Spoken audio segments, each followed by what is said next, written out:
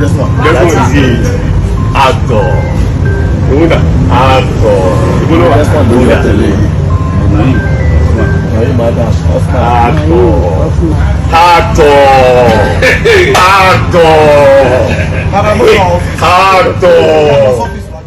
See, I've said this openly. Sir. That everybody, remove, what is it called? Impeachment or whatever, or removing is not democratic and constitutional. But in doing that, to achieve that, you must follow the due process. Nobody is against. I'm not against being removed. If I do that, then I'm not democratic. But all we are saying, let us achieve that. So if we do, fine. That's just, I'm not against anybody. I don't have anything against anybody. All my colleagues, they've always been my brother. They have always been loyal. They've been dedicated. A strong commitment to serve the people of Lagos. I will continue to do that together. For me, I have no reservation, nothing against anybody, and no intention of victimization. Okay, so currently there is a case in court. There is a case. What is the case about? What is the case about? About your removal. I don't have anything like that. Okay, sir, are you not disturbed that currently members of the party are now being pitched against one another? No. Our party is one. We are all brothers and sisters. It's a family party. For doing your duty, despite all the tribulation, for being here, to still see us. This is Lagos, and this is Lagos State House of Assembly. We are approached by our leaders that we should remain calm and take things easy until the approach. But we are shocked to see what is happening today, and we are still expecting them to come and tell us where we went wrong or what really went wrong. We won't take laws into our hands, just like I told the staffs that they should not take laws into their hands. But we all belong to different constituencies, and we have our mandate. And whatever has to happen, the leadership should speak with us, and not this charade that we are seeing. We are not happy, and we are already dismystified. We are shocked to see what is happening, despite the fact that this is Lagos. This is the center of excellence. This is where everything starts and it stops. We've been law-abiding. We've not gone out of our way. We've not done anything against the state or against anybody. But we also want to be respected, to be given our dignity, to be shown that we were elected. So I'm appealing to the leadership of our party that we cannot continue this way. We are all here, you can see us. These are honorable members, few of us that are not here. So anything that happens, they've taken us to court. And it is for us to let the process follow its due course. But what we are seeing today is a charade. It's uncalled for. It's an embarrassment. Because for me to even enter the gate, I was stopped and told by security operatives that I cannot enter the House of Assembly. It's an embarrassment. And this must stop. We've said it clearly. We are not against the leadership's decision. But they should call us and tell us to our face, and not us hearing rumors. Or the police. Well, what we learned is that from the explanation they gave, from the letter they claimed the rules, then they invited the DSS. So, for stop, to make sure that the alleged thuggery invasion of the House Assembly is checkmated. It's not going to be allowed. So they invited them to come. And so having claimed that they did that, then I was then surprised. What could have, who is then to be held responsible for a decision of the DSS? But on that of police is clearly a federal instruction. So I'm not left between who invited because the state house has claimed they invited the DSS, but later they wrote to them that to come to prevent thuggery invasion. Okay, since they were the one that invited the DSS to come in, so what now happened that they refused to allow the DSS to get access into the Lagos State House of Assembly house? Because there are video flying all over the social media that showed that the members resisted the DSS to get access into the Alo chamber. So if actually they were the members that was actually invited the DSS, they would have given a place for DSS to stay, or if they need my arise, they will allow them to get access into the Alo chamber then and pick whosoever they wanted to pick. But the whole scenario shows that the DSS just went there on their own instruction, maybe order from above. Because if actually it was order from, or it was the member that invited the DSS, Mr. Olajide, you would agree with me that they will have a full access to get into the house, or a well relaxation place for them to relax. Understand? They wouldn't have been that chaos, they wouldn't have been that drama that was displayed that is all over social media. Mr. Kacee, what I want to understand, what I want you to understand is that the state assembly claimed they invited the DSS to come. And you know quite well that before they said we honor their invitation, they must have communicated their decision, they must have communicated that invitation to the superior in the headquarters in Abuja, who will not give them instruction that they should go and honor it.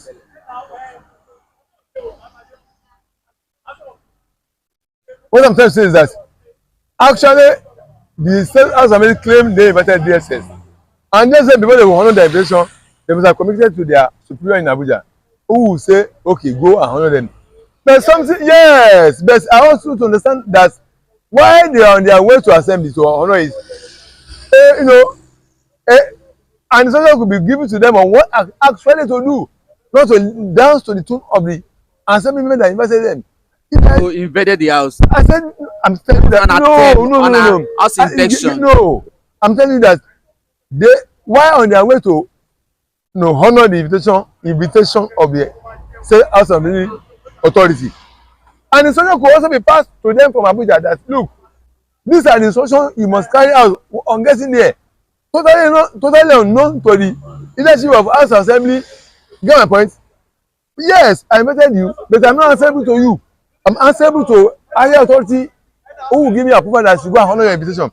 But why on my way to go and honor your invitation, and the instruction could be passed to me by the authority that I'm answerable to when you get there, these are so things you should do.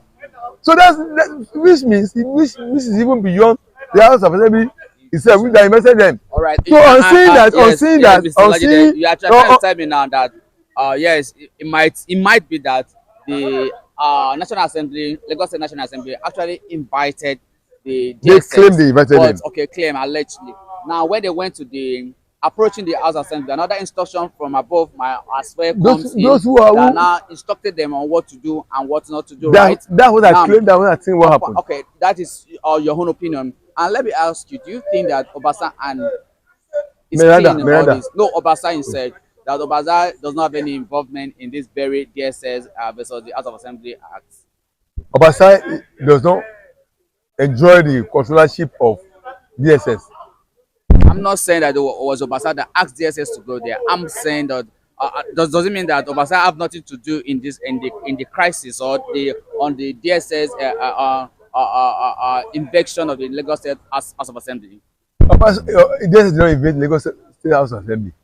What we look at that? No, they were there on invitation, but on arriving there, something must have transpired that is beyond House of Assembly comprehension. So, Mr. Olajide said DSS is not invaded the Lagos State House of Assembly. No. So what will you call what happened? They were duly represented. They were there duly by invitation, which was sent to them, allegedly sent to them. That's what they claim. Mr. Olajide, do you have a first-hand information about what took place in National Assembly? Do you see the video flying all over social media? Because when I said invasion, you say it wasn't an invasion, it was an invitation. Because what played out wasn't an invitation kind of a setting. It was actually an entire invasion of Lagos State Assembly, and the alleged the first female speaker was shaded by the members, not for so that the DSS will not have access to get, maybe to pick her up or to arrest her. At the end of the day, when I saw that video that actually she was guided and she was released. But let's move forward. Yesterday was also reported that she has been resigned.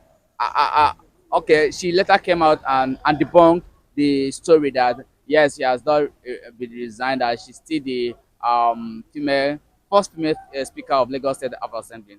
Now, my question is, Mr. Olajide, do you think that Meranda will survive this kind of crisis, or this kind of challenges, or how will I put it, this, whatever is going on in Lagos State National Assembly? Do you think that Meranda have the capacity to make sure that she maybe Atena will last more than Obasa one, but I don't see it. But do you think that it's possible that Meranda will last long in Lagos State House of Assembly? Mr. Kacee, Mr. Kacee, can I shock you before I answer that question? Do you know that Lagos State House Assembly is playing into the hands of the Obasa's camp? Do you know why?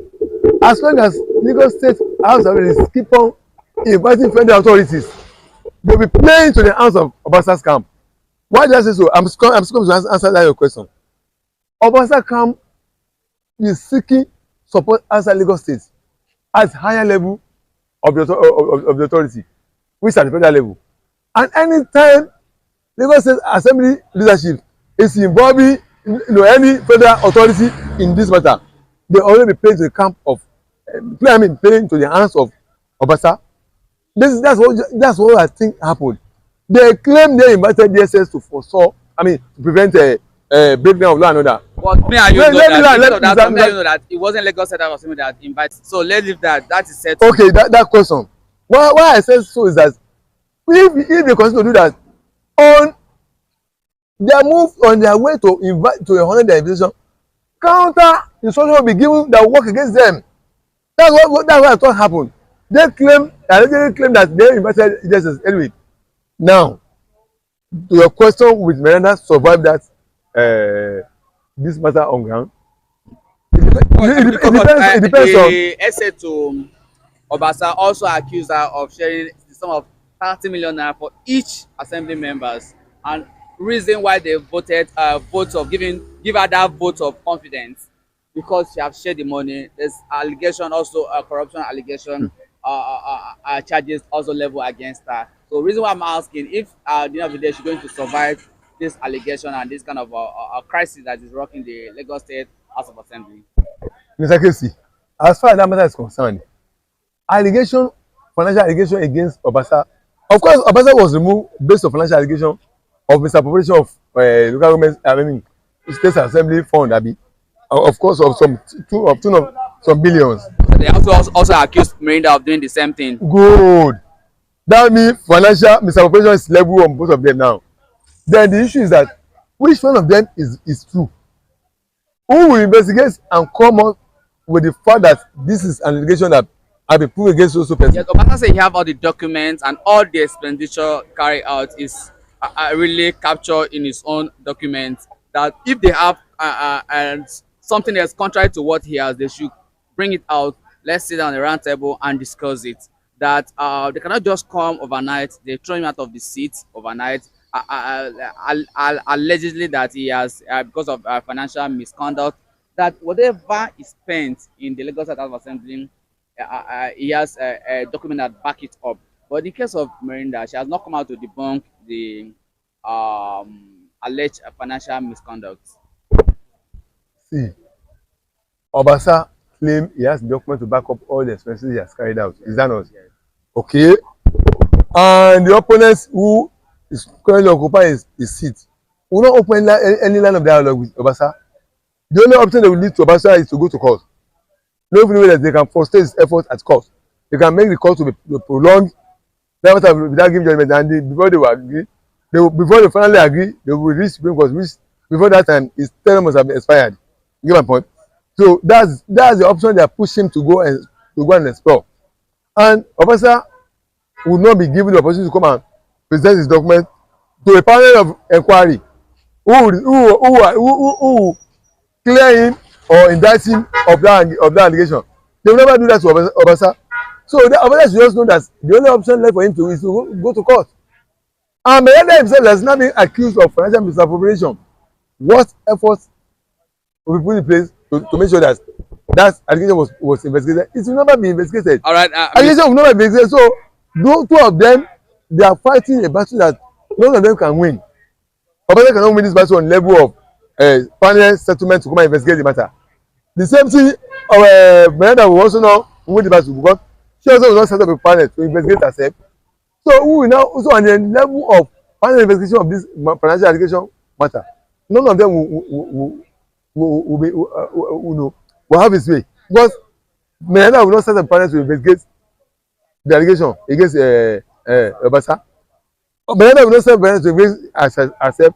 So on that level of panel investigation of the allegation of financial allegation, none of them will pass through it. So I don't see any of them coming out being cleared or indicted on this. The only way left for Obasa is to go to court, challenge his expulsion, removal from the seat. If actually he has a clean hand, because Yes, but he knew that he's an innocent. but he knew that court process will run away, will run all the remaining term of office out, so that he will not be able to. All right, Mr. Olajide. Not be able to. Let me ask you a question. With a short period that Meranda be able to spend in the short period that Meranda spend as a leadership of House of Lagos State House of Assembly and Obasa, if you want to pick a leader, do you think that Meranda has that capacity to lead as a leader, as the Speaker Lagos State House of Assembly, or Obasa should come back and take the seat? None of them is my favorite. None of them is a representation of the people. No, they are stooge. So whether it's Obasa or the woman there that's there now, both are stooge. I'm not happy comment on any of them. It's Obasa when he been there, has he been representing people of Lagos State? He's representing the political interest of his godfather now. He's never been a people's representative now. He has never been. Even Meranda is there now. He's still a stooge. She's still a stooge too. So as far as I'm concerned, so they are not leaders. They're not kind of leaders I'm expressing to lead the House of Assembly. Both are being stooge of power that be their godfather and the vested interest in the society, in the political interest. So as far as I'm concerned, they are not the kind of leadership material I'm look up to. All right, Mr. Olajide. It's a very fine